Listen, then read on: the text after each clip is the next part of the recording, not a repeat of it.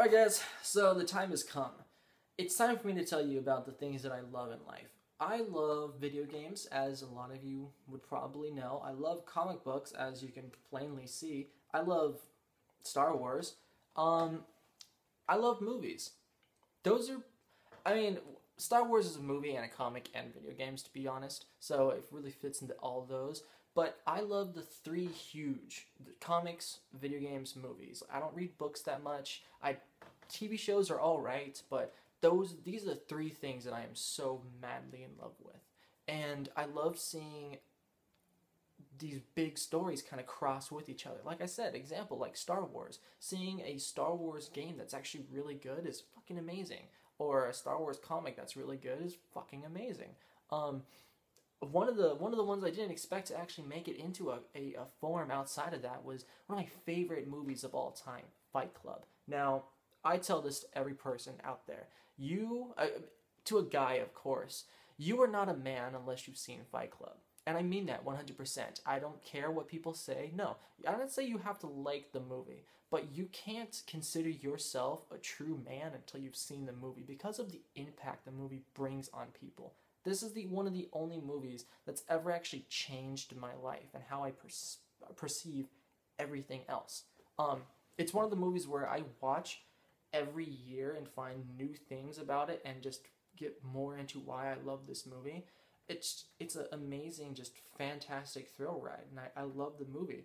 And when I was just going through my normal internet trolling and trying to figure out what other comics are coming out, and they talked about that the writer of the book, what the movie is based off of, is making a sequel.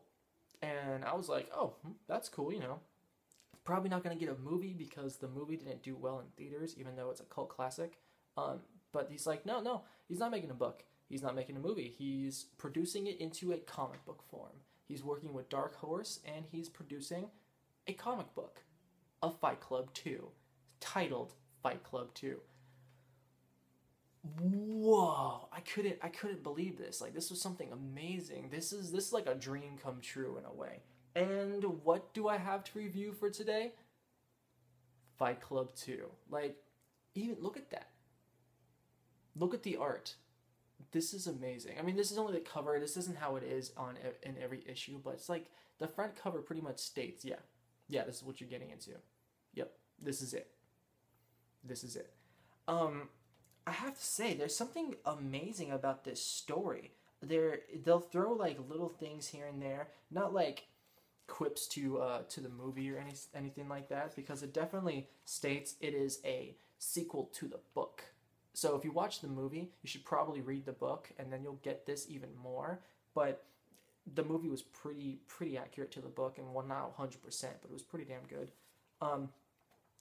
But like how they take the visuals are definitely visuals from how the movie was. So I love how he's taking pretty much two premises and mending them together to tell this new story. I think it's actually really good. But examples that I'm talking about is like when the new character, who the narrator, as we know him, he goes by the name Sebastian, and it's stated in here that he calls himself Sebastian now, which we don't even know if that's his real name.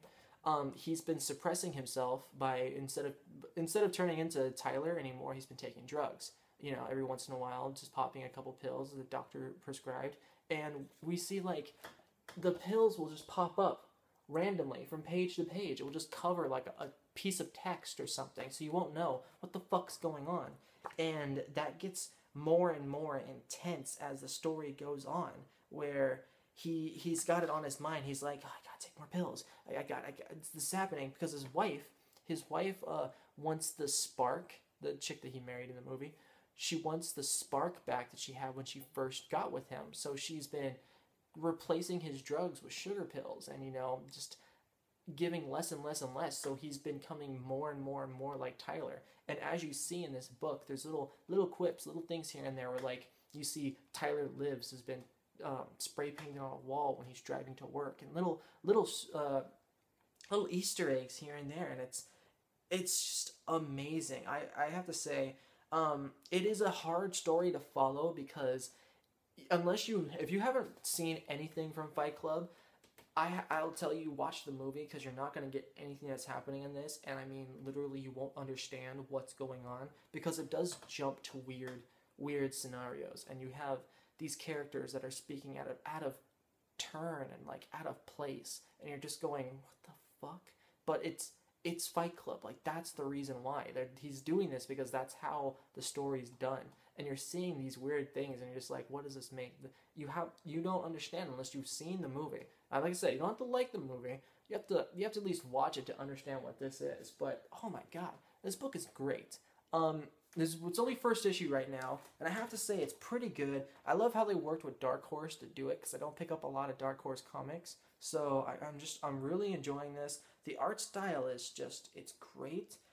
It leaves on a cliffhanger that's like, whoa, what's happening? Like, it draws me in, and from what the original writer of it, Chuck, I can't pronounce his last name, I won't butcher it. What Chuck talks about is this is going to be like the next level of Tyler. You know, he's bringing it to the maximum as he can, and it's kind of bringing in this fact that Tyler isn't just a entity or a second self of the narrator character, known as Sebastian now, but he was actually like an entity, like something that has been there throughout all of time, like a demon in a way, but not a demon. Like, I love what they're going to, reading into what's going to happen in this book makes me so excited for what's going to happen next. And I don't really get that much, nostalgic value from comic books nowadays, but oh wow, I can't wait to see. So what do I feel? It's really good. I think it's good if you're a Fight Club fan. If you're not a Fight Club fan, you probably aren't going to understand it, and you're probably not going to like it. So it's really geared towards fans, to be honest, which isn't going to help a book survive in any way. But I feel Dark Horse knows what they're doing. I mean, they pretty much do a lot of movie properties and do them well. Like Godzilla as a book is fantastic whenever they do it. Or when they did the original Star Wars, or not the original, but when they did the Star Wars comics, they knew how to tell the story and keep it towards fans. So I have full trust that they're going to be able to do what it is that Chuck wants to do. Chuck P, we'll just call him that. But yeah, that's all I've got for this. I'm looking forward to seeing everything else. Cosmonaut's done. It's over. The book's done. So I'm happy to put that book down and pick up Fight Club and continue on with the epic story that I've been loving since I saw the movie way back in the day. But yeah, that's pretty much it, guys. Another Bullet review is going to come up soon because I got more comics to read. But yeah, take care.